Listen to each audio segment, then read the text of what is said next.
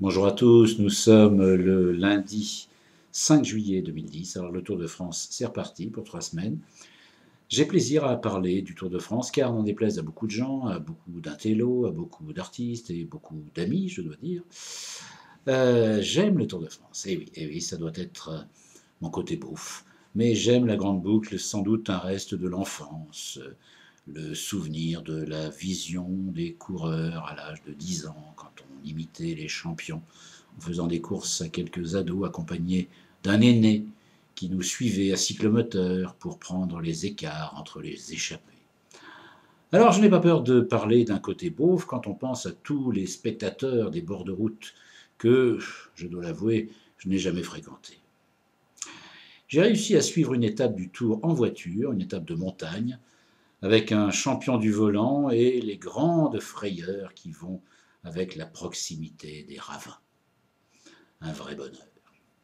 Mais le Tour, après tout ce qu'on a écrit et ce que j'ai écrit autour du dopage et de toutes les réalités peu valorisantes des équipes pas très nettes, dirigées par des patrons pharmaciens sans scrupules, garde son aura, sa réalité et son côté magique. C'est vrai que ce qu'on reproche au Tour et à ces dopés, on en est tous responsables, puisqu'à force de guetter la performance, on encourage certains débordements en fermant les yeux sur les moyens mis en œuvre. Alors, il y a aussi ceux qui se disent qu'après tout, au lieu de faire la chasse au dopage, on peut laisser les coureurs faire ce qu'ils veulent, puisque c'est leur vie, et qu'ils la foutent en l'air, au fond, tout le monde s'en fout. Simplement, il faudrait juste le dire au départ pour éviter les ambiguïtés. Ces hommes sur leur machine aiment souffrir et les spectateurs aiment les voir souffrir.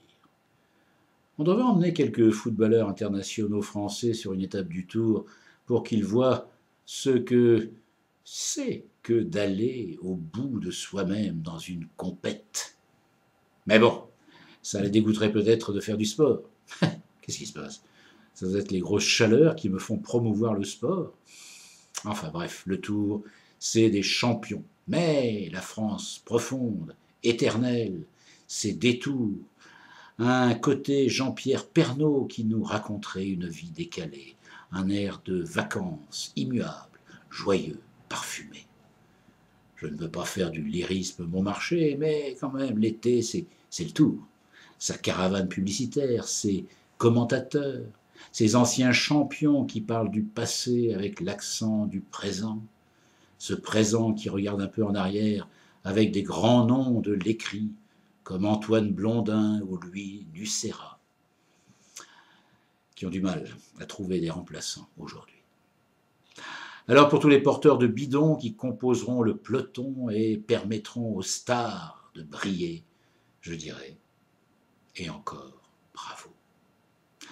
Et puisqu'on est au début de l'été, je ne voudrais pas que certains partent en vacances sans des petites choses indispensables, parce que j'ai appris qu'il y en avait qui ne l'avaient pas encore. Donc le DVD, eh oui, le DVD, il existe toujours, il est là. Vous pouvez le commander grâce à humouretchanson.fr, toute la procédure, donc Thierry Rocher envoie la censure, et puis également le recueil de théâtre, hein, donc les pièces de théâtre. Et donc pour les deux volumes, pour ceux qui sont abonnés, Dailymotion, YouTube, 20 € seulement. C'est vraiment donné. Enfin, c'est la crise, c'est comme ça. Et puis également, vous verrez apparaître sur le site d'Humour et Chanson la souscription pour le CD, le premier CD du fiston, Lucas Rocher. Voilà, et ça va arriver sous peu. Donc toutes les précisions sur humouretchanson.fr. À très bientôt.